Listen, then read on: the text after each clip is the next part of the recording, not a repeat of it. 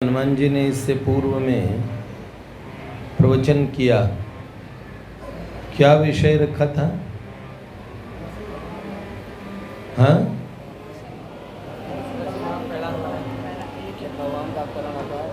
हाँ,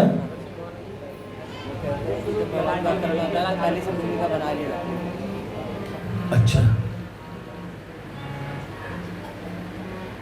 हनुमान जी कह रहे हैं कि भक्त का अवतरण हुआ तो पहले भूमिका बनी। भगवान का अवतरण होता है तभी पहले भूमिका बन जाती है।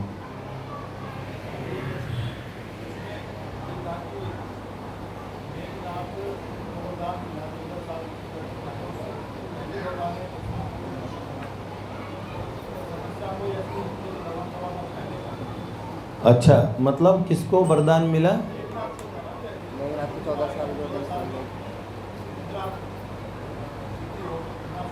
हाँ, जो 14 वर्ष तक न सोया। 14 वर्ष का वनवास, 14 वर्ष तक न सोया हो। अच्छा, भगवान समस्या आने वाली है, इसको देखते ही पहले ही अपनी लीला में समाधान का इंतजाम पहले ही कर देते हैं। सच में इंतजाम बहुत पहले हो जाता है।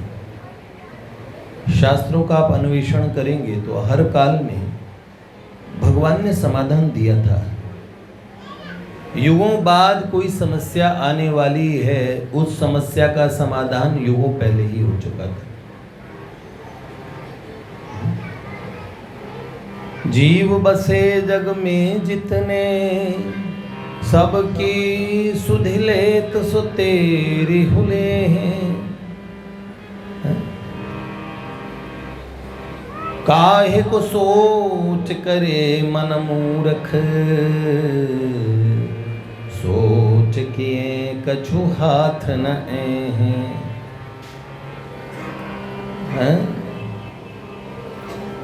जान को देत अजान को देत, सुजान को देत का तो को न दें।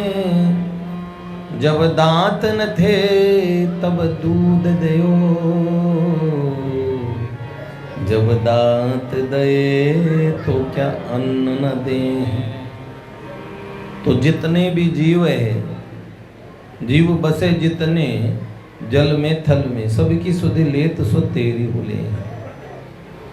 एक बार शिवाजी राजा,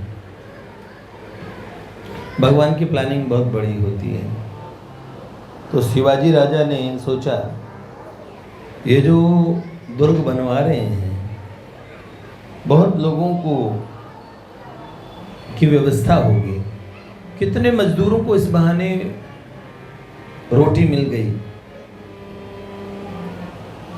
कोई भी महत् कार्य होता है, इसमें जितने लोग लगते हैं उन सब का भी कुछ लाभ ही होता है। तो शिवाजी महाराज, हिंदू पद पातशाही की स्थापना करने वाले शिवाजी, उनके मन में अहंकार तो क्या, पर एक ऐसा संतोष आया कि चलो भगवान ने हमें निमित्त बनाया, हम निमित्त हैं। वस्तुतः भगवान इस बात को भी हटा देना चाहते हैं। भगवान ने मुझे निमित्त बनाया, अरे निमित्त भूत, निमित्त भी वही है, मैं निमित्त बनने वाला कौन होता?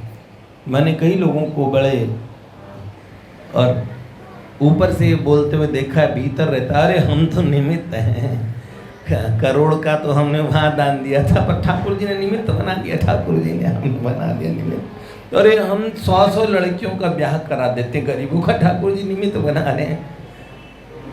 मन तो कहता है तुझे निमित्त तो नहीं बना रहे कर तो बेटे तुम ही रहे हो।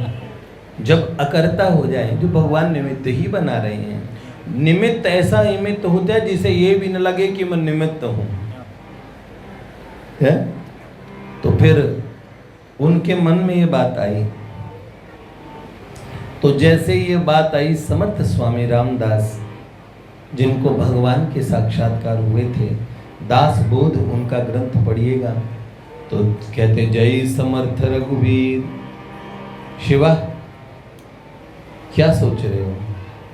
गुरुदेव आप कब पधारे, पहले बताओ क्या सोच रहे हो। बोले गुरुदेव ये सोच रहा हूँ भगवान कितने महान हैं और मुझ साधारण जीव को भी निमित्त बनाया इतने लोगों का पेट भरने का। तो उन्होंने बोला तुम कब से निमित्त हो गए, भगवान तो सप्लाई करते हैं, सीधा जीव के लिए देते हैं। रहीम जी जब कुछ देते थे तो नेत्र नीचे रहते थे। लोगों ने पूछा सरकार किनको दे रहे हैं, जरा देख लो कितने भिखमंगों की, मांगने वालों की, याचकों की और पंगत लगी हुई है, जरा देखो आप कितना बड़ा काम कर रहे हो। तो उन्होंने कहा अरे राम राम राम मैं काम कर रहा हूँ। उन्होंने कहा देने वाला देत है, देवत है दिन रैन, पर लोग भरम मुँह पे करें तासोनी चेने। लोग भरम कर रहे हैं कि रहीम देता है, रहीम देता है, ये मेरे लिए डूब मरने की बात है। भगवान देते हैं और लोगों ने सोच रखा रहीम देता है। तो शिवाजी राजा को ऐसे महान सम्राट के मन में लेश भी चीज न रह जाए, उनके प्यारे गुरुदेव ने कहा शिवा ये सामने चट्टान है, इसको तोड़ो, तोड़वाओ इसको। शिवाजी राजा ने मजदूर बुलवाए, क्यों कैसे क्या बात है पूछा ही नहीं। चट्टान तोड़वाई तो जैसे चट्टान टूटी, हथौड़ों के प्रहार लगते रहे, घन बजते रहे और अचानक ही एक ऐसा घन पड़ा कि दो टुकड़े हो गए और उस चट्टान के भीतर एक कीड़ा निकला, जिंदा था वो। शिवा कुछ समझे, नेत्रों में आंसू भर आया। शिवाजी राजा समझ गए। उन्होंने कहा गुरुदेव मैं समझ गया, हम कौन होते हैं किसी को देने वाले, किसी का पेट भरने वाले।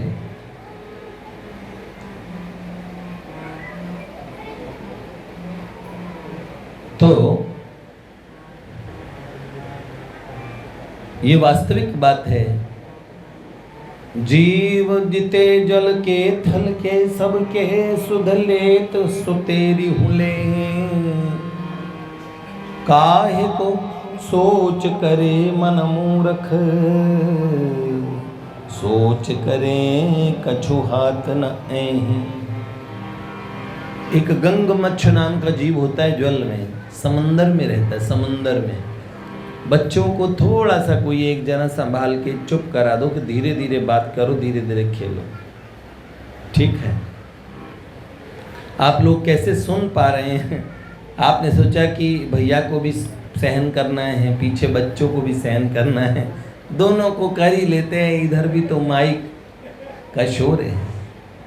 आप तटस्थ हैं, ब्रह्म की तरह तटस्थ हो गए। कोई पाप करे पुण्य करे हमें क्या लेना देना।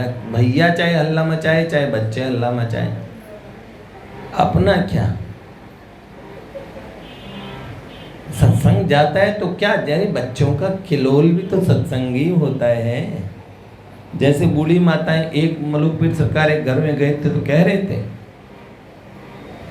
उनके बच्चे ने थाली में मूत दिया, तो माँ ने कहा पूत का मूत तो गंगाजल होए, थोड़ा साइड में खिचड़ी कर ले, बाकी खा ले। वो भी जीमने बैठ गए। तो मूत में भी घी के दर्शन करा रहा है कि बच्चे का पूत का मूत है तो कुछ भी नहीं है। तो भैया ये कितनी बड़ी बात है। अपना क्या, इधर सत्संग सुन लेंगे, इधर से कचर कचर सुन लेंगे, पर हम क्यों बोलें। इसीलिए मुझे बीच में बोलना पड़ा, लाडली लाल की जय। तो गंग मच्छ समंदर में वो जीव रहता है, समंदर में, पर उस मच्छ का नियम होता है क्या, वो गंगा जल पीता है। आप जानते हो भगवान समुद्र के उस खारे पानी में उसके लिए गंग धार पहुंचवाते हैं, उसका नियम है। चातक की निष्ठा जानते हो ना, स्वाति नक्षत्र का जो बूंद, जो मेघ से जो बूंद पड़ती है, सीप उसी की सच्चा मोती बनाती है। जब सीप उस बूंद को ग्रहण करती है तो सच्चा मोती बनता है और चातक की प्यास बुझती है। चातक के पास गंगा जल से लेके महान से महान जल रख दो, वो पानी नहीं पीता, चोंच उठा के आकाश की तरफ देखता है, और वो भी स्वाति नक्षत्र के मेघ की तरफ, उसको मेघ से ही प्यार है। अगर मेघ ओले बरसाता है तो वो उससे उसकी चोंच तक तोड़ देते हैं वो ओले, लेकिन वो खुले में आकाश को देखता है। चातक को किसी ने डुबो दिया पानी में, तो गंगा जी में डूबते हुए चातक ने चोंच ऊपर निकाली आकाश की तरफ, मरते हुए भी उसने अंतिम आशा की तो मेघ से की, उसका नियम था। चातकी निष्ठा भगवान ने प्रसिद्ध कर दी। चातक बड़ा पवित्र माना जाता है, किसी को दिख जाए तो समझ लो आज मुझे देव दर्शन हो गए। चकोरी के दर्शन बड़े प्रिय माने जाते हैं क्योंकि ये एक निष्ठ है। जैसे पतिव्रताओं के दर्शन अच्छे होते हैं ना, वैसे चातक के दर्शन, चकोर के दर्शन, चांद को चकोर देखता है। अगर ऐसे ही हो जाए, ये सोच के कि भगवान ने व्यवस्था कर ही रखी है अपनी, तो एक लक्ष्य बना के रखेंगे। तुलसी राम घनश्याम घन चातक तुलसी दास। एक भरोसो एक बल एक आस विश्वास, तुलसी राम घनश्याम घन चातक तुलसीदास। राम जी नाम के घन है, एक बादल है जिसका नाम, वह प्रेम बदरिया छाई जी। एक बाबा थे एक भाई जी, वह नित्य युगल छवि आई जी। एक बाबा थे एक भाई जी।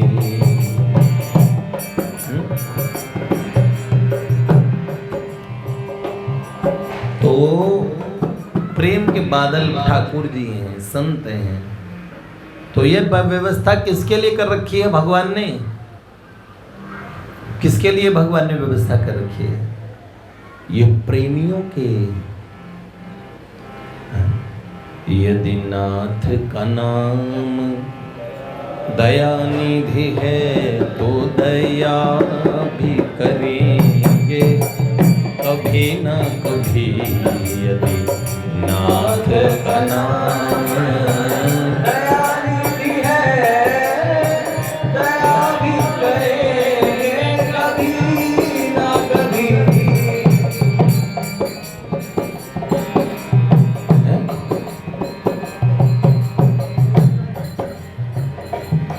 जिस अंग की शोभा सुहावनी है, जिस श्यामल रंग में मोहनी है, जिस अंग की शोभा सुहावनी है, जिस श्यामल रंग में मोहनी है, उसी रूप सुधा से स्नेहियों के दृग प्रेम भरेंगे कभी न कभी।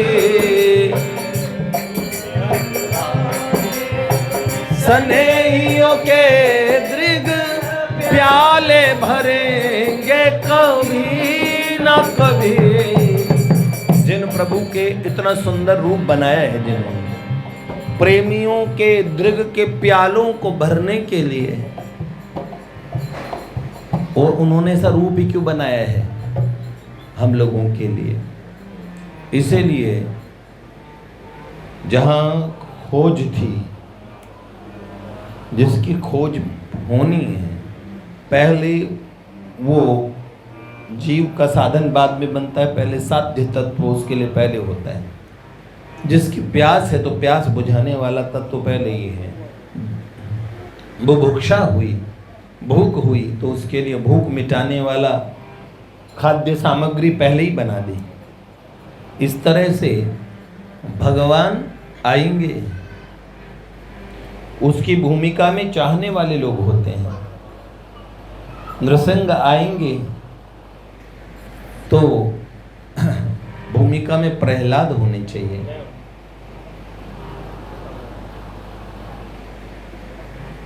प्रेमी दंडक वन और उसी रूप सुधा से स्नेहियों के दृग प्याले भरेंगे कभी न कभी। जिस अंग की शोभा सुहावनी है, जिस श्यामल रंग में मोहिनी है। देखो भैया, बड़ी शीघ्रता से निराश होके इस मार्ग से ऐसे बिचक के भागते हैं। एक समय ऐसा आता है, चात की निष्ठा तो छोड़ो, साधारण निष्ठा को भी हमारी निष्ठा कैसी बाजारू है। बड़ा दुख होता है जब तक गुरुजन जीवित रहते हैं, बार बार बोलते रहते हैं, फिर जीवन में कोई बोलने वाला नहीं। फिर ऐसे बोलते हैं हम फलाने से जुड़े हुए हैं। हाँ, हम भी भगवान से जुड़े हुए हैं। साधकों का कुछ नहीं, साधक जिसकी एक साध हो, जो किसी साधने के लिए, किसी साध्य के लिए लगे, जिसने लक्ष्य बनाया हो। कुछ नहीं, साधन कभी हल्का कभी फुल्का, कभी ज्यादा कभी कम होगा। लक्ष्य तो न छोड़िए। सच कहता हूं मैं, बताऊं किसका साध, किसकी साध्य कम हो जाता है? जिसके जीवन में सत्संग नहीं रहता ना, सत्संग एक मन मानापन आता है। गुरुमुखी और मनमुखी भजन में बड़ा अंतर होता है। गुरुमुखी में तो गुरुजनों की डांट होती है, उसमें तो बोला जाता है कि तुम आओ, तुम बैठो, सही से बैठो। एक बात कही थी कल मेरे को महादेव जी ने, उन्होंने कहा कि अंगद जी कोई सुंदर बात सुना रहे थे, कोई लोग पीछे बात कर रहे थे, अंगद जी को बीच में बोला। अंगद जी ने बीच में कहा, भैया तुम लोग बात करते हो, इतनी गहरी बात मैं संतों की बता रहा हूँ, आप लोग बोल रहे हैं। तो महादेव जी कह रहे कि अगर थोड़ी सी देर के लिए, सारे दिन घर संसार चूल्हा चौका करते ही हैं, थोड़ी सी के लिए, थोड़ी सी देर के लिए अगर हम बैठ ही गए दिखाने के लिए कि जो बोल रहा है उसके लिए बैठे। मैंने देखा बैठते भी तो इस तरीके से बैठते हैं जैसे उनके प्राण निकल जाएंगे, पता नहीं कहाँ आके बैठ रहे हैं। मेरा मन नहीं लगता सत्संग में तुम उठ के भाग जाऊं, नहीं, मुझे पर डट के बैठना चाहिए। ये मेरे लिए बड़े खतरे की घड़ी है कि अब मेरा सत्संग में मन नहीं लगता तो मेरे भगवान साध्य नहीं रहेंगे। भगवान हमारा लक्ष्य है जीवन का। ये बात बार बार सत्संग में ही बताई जाएगी। सत्संग ही छोड़ दोगे। कोई मुझे कहता है मैं रात में आता हूँ तो मैं रात को वहाँ चला जाता हूँ, दिन में यहाँ कमाता हूँ, रात को फिर कमाई के अड्डे पे जाता हूँ। मैंने कहा थोड़ी सी कमाई अपने जीवन की ऐसी कर लो जो छूट न पाए बेटे। ये बार बार ऐसा क्यों कहता हूँ? देखो, कुछ लोग कहते हैं कि देखो मेरे अमुक अमुक एन तेन मित्र है, वो भी बहुत अच्छे, बाहर कोई लोग सारे खराब थोड़ी होते हैं, तो हम बाहर के मित्र। जैसे कई लोग बोलते हैं डिस्को में सारे लोग खराब होते हैं, क्या बताऊँ, पब में सारे खराब होते हैं, शाकाहारी लोग जाते हैं वहाँ पे, कुछ नहीं खाते, वहाँ गंगा जल की बोतल ले जाते हैं, वो पैक चलाते हैं, और हम भी साकी 2 घूंट पिला दे, उनको साकी पिला रहे हैं और हम खुद ही पी लेते हैं। गंगा जल से पवित्र करते हैं, पवित्र होते हैं, अपनी वाइब्रेशन देने जाते हैं। एक जना मुझे कहता है मैं अपने भटके हुए दोस्तों को सुधारने के लिए उनके बीच में जाता हूँ। ये 1 महीने पहले मुझे किसी प्यारे बच्चे ने बात कही, कह रहे वो भटक चुके हैं पर वो मुझे बहुत अच्छे लगते हैं, तो सुधर के इस मार्ग पे आ जाए। मैंने कहा प्यारे तू उनसे इस विषय में कोई चर्चा करता है? अरे नहीं भैया, बात नहीं करता, मैं उनसे थोड़ा दोस्ती क्लोज कर लेता हूँ, उन्हें क्लोज होने देता हूँ। मैंने कहा आप बताओ, कभी स्वयं की प्रज्ञा जागृत हुए बिना वो क्या उन लोगों को संभाल पाएंगे, समझा पाएंगे? देखो, हम बार बार संग की बात इसलिए बोलते हैं, जैसे यो यच्छ्रद्धः स एव स। जो जैसी श्रद्धा करता है, जैसों में आसक्ति करता है, जैसों में उसका मन लगता है, वो वैसा ही बन जाता है। उसकी परिणति क्या?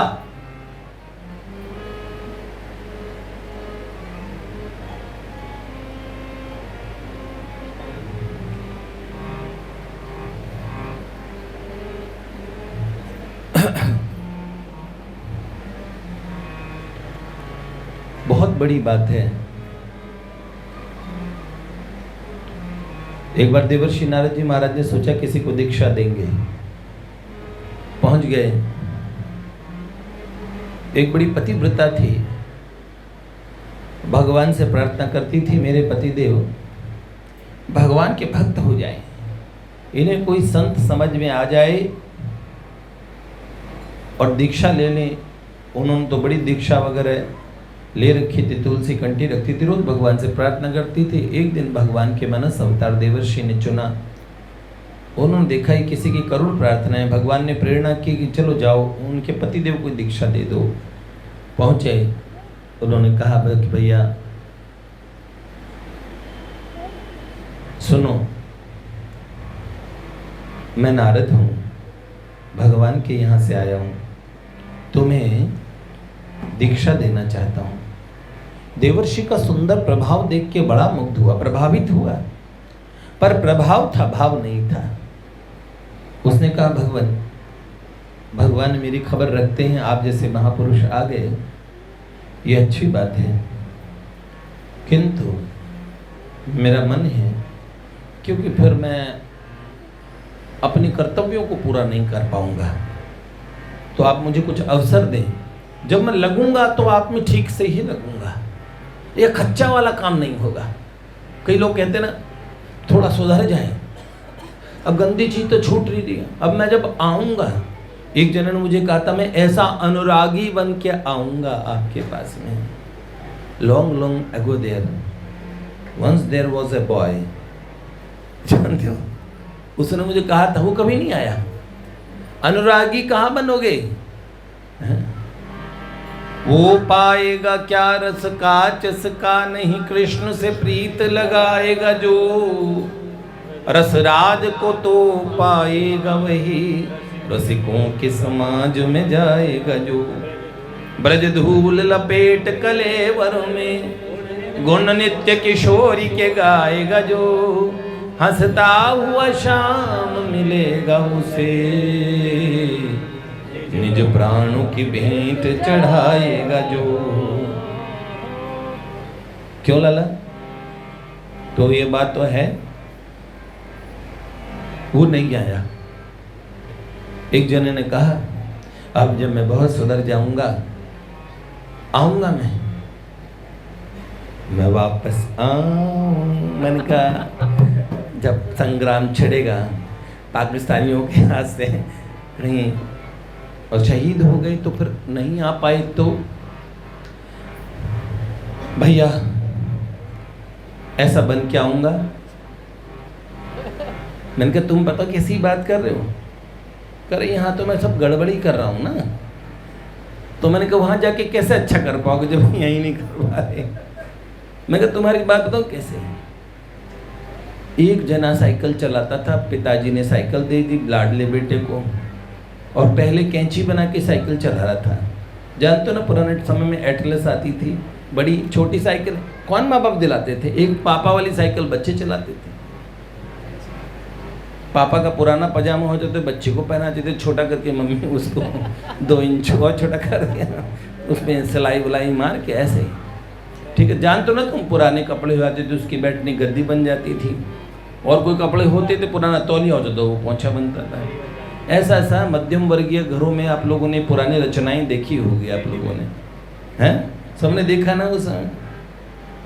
तो एटलस की साइकिल थी, बीच में पैर घुसा के कैंची मार के चला रहा था।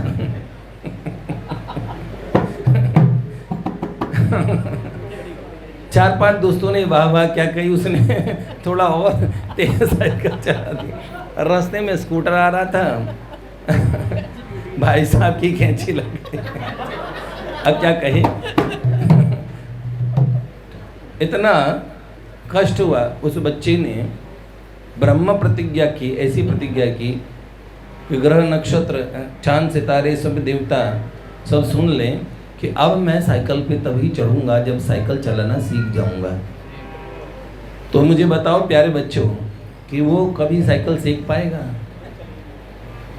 मैं अब स्विमिंग पूल में तब घुसूंगा जब मैं तैरना सीख जाऊंगा। तो तू रोड पे सीखेगा तैरना? जहां सीख सकता है वहीं नहीं सीख रहा, कब सीखेगा? बड़ी दुखद हालत है।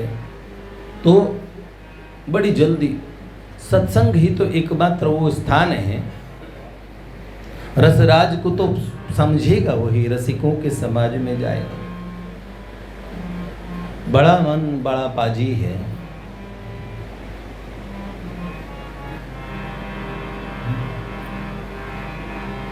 तो इसीलिए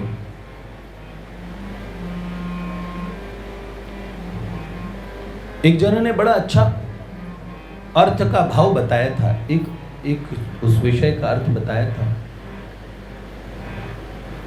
कोई धर्मेंद्र शर्मा जी हैं,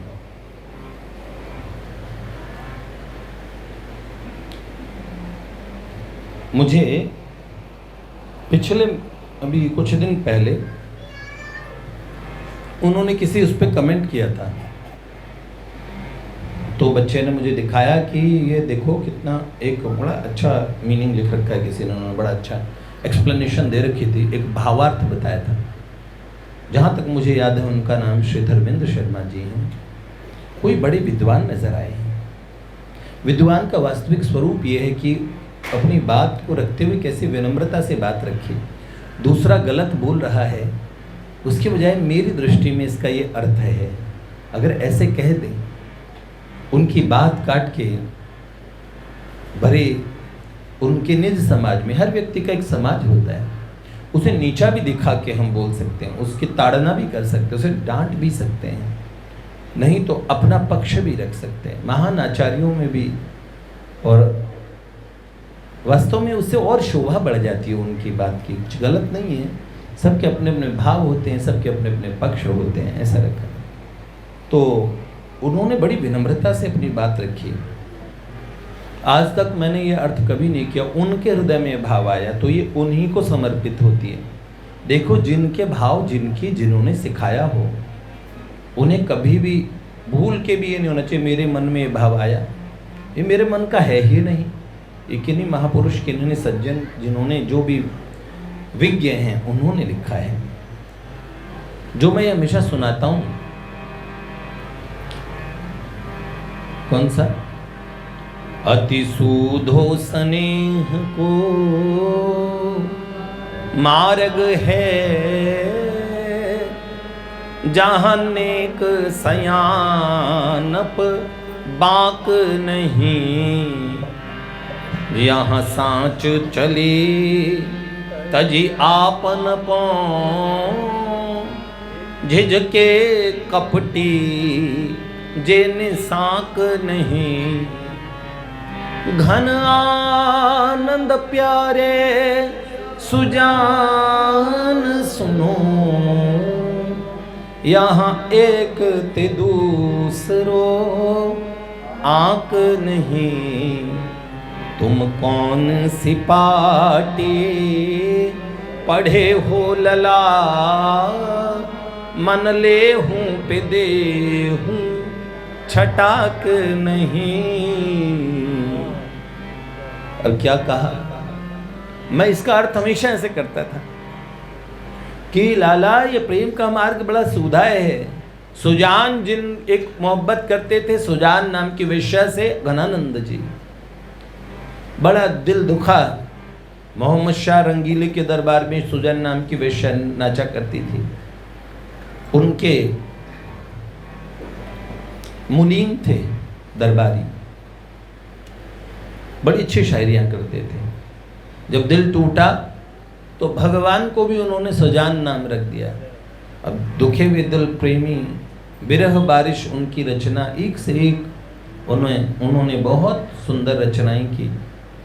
तो उसमें कितने सुंदर कि ये जो प्रेम का मार्ग है बड़ा सुधा है प्यारे, यहाँ सयानापन नहीं चलता, सूधों का मार्ग है।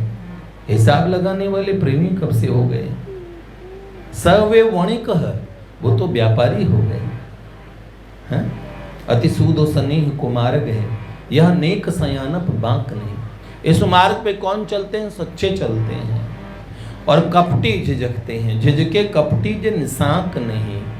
कपटी कभी शंका रहित नहीं होता, शंकाओं में जीता है। झिझके कपटी जे निसाक नहीं। घन आनंद प्यारे सुजान सुनो, प्यारे प्रियतम ठाकुर को घन आनंद कह रहे, प्यारे सुजान सुनो। घन आनंद प्यारे सुजान सुनो, यहाँ एक ते दूसरो आंक नहीं। यहाँ तो एक अक्षर का मार्ग है ये, आंक, और दूसरा आंक नहीं है। फिर क्या? इस लाइन का अर्थ मैं क्या करता था?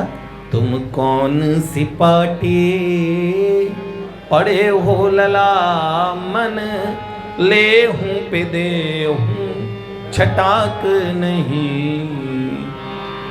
तुम मन ले तो ले लेते हो,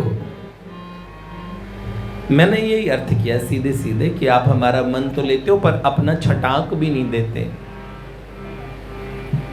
उन सज्जन ने कितना अच्छा अर्थ किया। उन्होंने ऐसे लिखा कि मेरा भाव है ये कि मन, ठाकुर जी मन में 40 किलो होते हैं और एक होते छटाक, एक छटाक भी नहीं मिलेगा ऐसे, जानते हो। करे आप मन लेते हो और आप छटाक भी नहीं देते हो, तुम कैसे हो? ये कोई अच्छे सूधे लोगों का काम है लाला। तुम कौन सी पाठी पढ़े हो लाला? कहाँ पढ़ाई की है तुमने? कौन सी पट्टी पढ़ी है तुमने? हमारा तो मन ले लिया। फिर उन सज्जन ने लिखा ये मेरा अर्थ, तभी मन ने धिक्कारा, अरे जा अपनी मैली कुचैली खराब वस्तुओं को, देखो ये शब्द उनके नहीं है, भाव उनके ऐसे थे, मैं शब्द एग्जैक्टली भूल गया हूँगा। वो कह रहे अपनी चीजों को तो मन बता रहे हो, भगवान की पवित्र चीजों को छठा अंक, छटाक मतलब छठा अंक भी नहीं देते, 6 में से 1 छटाक भी। तो उन्होंने कहा भगवान के सुंदर रूपशील माधुर्य ऐश्वर्य सबको तो छटाक गिनता है और अपने को कह रहा हमारा मन ले लिया 40 किलो। तो उन्होंने कहा ये अर्थ फिर मुझे जब जचा नहीं, तो इस अर्थ की संगति मैंने ऐसे बिठाई कि ये बात खाली ठाकुर जी के सखा उन्हें कह सकते हैं कि लाला तू कैसा है, हमारा मन ले लिया तूने और अपना एक छटाक भी नहीं देता। ये जानते हो, उन्होंने कहा ये हम साधारण लोग तो नहीं कह सकते, लेकिन प्रेमी जन स्नेहियों ने ये कहा। तो देखो भैया इस मार्ग पे चल के ऐसे उकता गए। भगवान कहते अनिर्विन्न मन से अनुक्ताए चित्त से लगो, उकता गए। इतने साल हम पहले रोते थे, देखो प्रारंभ में सभी रोए होंगे। रघुनाथ जी के लिए की तरह कोई आदि से लेकर अंत तक नहीं रोता। भगवान उन्हें रीता भी नहीं छोड़ते। पूछिए रघुनाथ जी से, कभी किसी बात से बड़े विचलित हो गए थे, कुछ घर की टेंशन, उन्होंने कहा मैं अपना कुछ काम कर रहा हूँ, उसी समय कह रहे देखो इनसे ये हिसाब करना है, ये बड़ा नुकसान कर रहे हैं, ये हमारे बच्चों के भविष्य के लिए खतरे की बात है। उसी समय बड़ा क्रोध में हूँ, उसी समय देखा कि प्रिया प्रियतम सुंदर सखियाँ सब सहचरियाँ ऐसे सुंदर दृश्य प्रारंभ हो गए, उन्हें देखता ही रह गया। भगवान भुला देते हैं उनका क्षण क्षण में। मैं कभी जब संसार की तरफ लगना चाहता हूँ उसी समय, लेकिन जिसकी एक बान ही रही, जो थोड़े समय में हम बहुत प्यार करते हैं जी, थोड़े समय में उनका प्यार ऐसे निकल जाता है, बड़ा दुख होता है। भैया हम लोगों को तो, मुझे तो बहुत कम प्रेम करना आता है, लेकिन फिर भी मुझे लगता है कि आप लोगों से ज़्यादा कर लेता हूँ। मुझे नहीं समझ में आता है कि प्रेमी की ये हिसाब लगाने वाली वृत्ति होती है या वो उसका थोड़ा करो पर सतत तो हो, सदा हो। ये कभी ना कहो कि हम बरसों पहले ऐसा किया करते थे।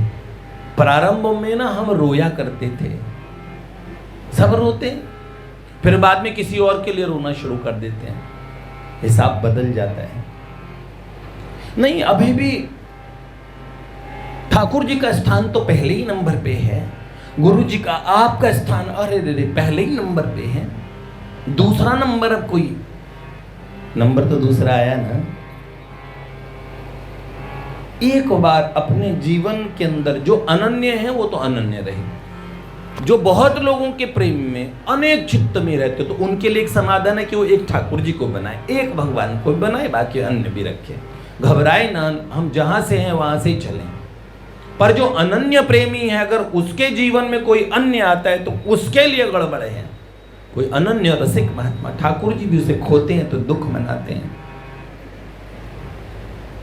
पर ये बात मुझे समझ नहीं आई, हिसाब इस तरीके का हिसाब कौन सा हिसाब हुआ? 2, 3, 4 वर्ष तक चलते हैं, 5 वर्ष तक चलते हैं। पहले 2 वर्ष तक तो ऐसे बिलक बिलक के साधकों में ऐसा उत्साह रहता है, भगवान को पाएंगे। अगर उस उत्साह का 16वां हिस्सा भी जीवन भर बना के रखोगे, अरे ऐसे छोड़ देते हैं। काहे को बिसारा हरि नाम, माटी के पुतले, काहे को बिसारा हरि नाम, हरि नाम, हरि नाम, हरि नाम, हरि नाम, हरि नाम, हरि नाम, काहे को बिसारा हरि नाम, माटी के पुतले, काहे को बिसारा हरि नाम, हरि नाम, हरि नाम, हरि नाम, हरि नाम, हरि नाम, हरि नाम, काहे को बिसारा हरि नाम, माटी के पुतले, काहे को बिसारा। क्या कोई कहता है कि महल सोने का बनवाएंगे हम, कोई कहता है कि खुद शहंशाह बन जाएंगे हम। ये तो पता न था कि इस जीवन की क्या औकात है। अरे 4 दिन की चांदनी है, फिर अंधेरी रात है, काहे को बिसारा हरि नाम, माटी के पुतले, काहे को बिसारा हरि नाम, हरि नाम, हरि नाम, हरि नाम, हरि नाम, हरि नाम, हरि नाम, काहे को बिसारा हरि नाम, माटी के पुतले, काहे को बिसारा। क्या कोई कहता है कि मेरा घर बार इतना है, कोई कहता है कि मेरा व्यापार इतना है? सही। कोई कहता है कि मेरा घर बार इतना है, कोई कहता है कि मेरा व्यापार इतना है, मगर ये कोई नहीं कहता कि प्रभु से प्यार कितना है, काहे को बिसारा हरि नाम, माटी के पुतले, काहे को बिसारा हरि नाम। देखो, ये बात मैंने जो से प्रारंभ की थी कि पाओगे एक समय होगा, जिन्होंने समय लगाया तो भगवान ने उसका भी हिसाब दिया। जिन्होंने हृदय लगाया, खाली समय क्यों लगाते हो? प्रेमी जन हो तो कुछ, अरे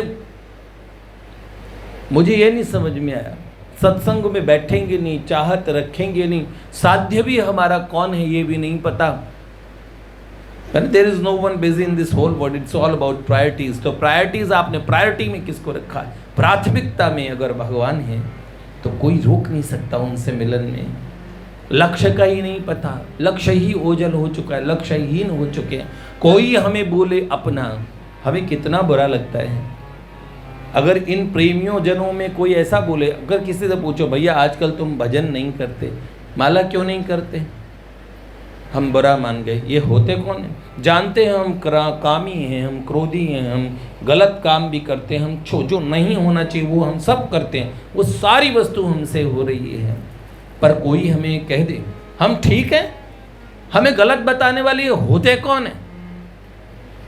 अभी मैंने बहुत थोड़ी देर पहले आपको प्रारंभ में बताया कि हमें लगता है कि बाहर सब लोग बहुत ठीक है, अच्छे लोग भी तो होते हैं, पब में जाने वाले भी सब खराब नहीं होते, मैंने तो दारू पीने वाले भी कई बड़े सज्जन लोग देखे हैं, लेकिन जैसों में चित्त लगाओगे, भगवान शंकराचार्य कहते हैं ना, हैं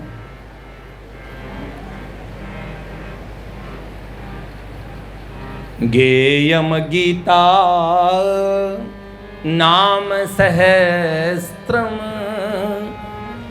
ध्येयम श्रीपति रूपम जस्त्रम देयम दीन जनाय च वेत्तम नेयम सज्जन संगे चित्तम। अगर चित्त लगाना है, वित्त देना है तो दीनों को दो। गए गाने लायक विष्णु सहस्रनाम या गीता है, ये गाने लायक है। ध्येय है तो श्री राधापति, श्री सीतापति, श्री लक्ष्मीपति भगवान का स्वरूप है, श्री उमापति महादेव का स्वरूप है।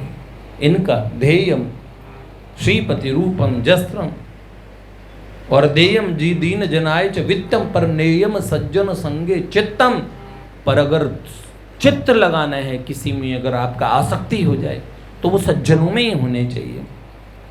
कभी कभार किसी और कहीं पट्टी पड़ी होती है और उसमें मक्खियाँ भिन भिनाते देखो तो वो 25-30 मक्खियाँ एक कुनबे की होगी, वो कहीं ना कहीं एक दूसरे में आसक्ति वाली है। जिस तरीके के हमारा चिंतन है, जिस तरीके के लोगों में हम वैसे ही बनने वाले हैं। इसीलिए बार बार कहते हैं कोई बात नहीं, वो पैक चढ़ाता है पर वह मुझसे तो अच्छी बात करता है, मैं क्यों मानूं? आप लोगों से तो कम अच्छे हैं, मुझे टोकते तो नहीं, जो मैं चाहूं वो करूं। ऐसी बातें टोकने वाले लोग बड़े खराब लगते हैं। एक उम्र होती है, छोटे होते हैं, ऐसी अवस्था आती है, एक दिन माता पिता टोकने वाले जब लगते हैं, आप नहीं बोलोगे, हमें बुरा लगने लगता है। इस मार्ग में आके गुरुजनों को भी आंखें दिखाते हैं, बहुत सारी बातें बोलते हैं। अवरोध हमें पसंद ही नहीं। मन की कहीं पे चलने वाले एक दिन ठोकर खाएगा। हाँ, राम सुमर के रहम करे ना, कृष्ण सुमर के कर्म करे ना, फिर कैसे सुख पाएगा। हाँ, ओ भगवान को भजने वाले, क्या भगवान को जाना है। क्या पास पड़ोस दुखी दीनों में, क्या उनको पहचाना है, क्या उनको पहचाना है। मन की कहीं पे चलने वाले एक दिन ठोकर खाएगा। कृष्ण सुमिर के कर्म करे ना, यूं ही जग से जाएगा। तो बहुत अच्छी बात है भैया।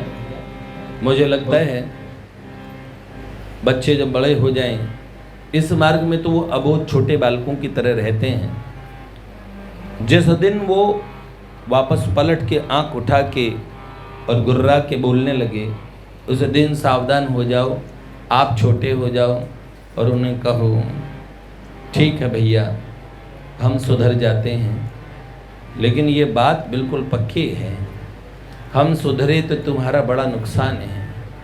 अच्छा तो वो यही होता कि तुम ही सुधर जाते। सुनने की आदत नहीं होती बड़ों को सुनाने की।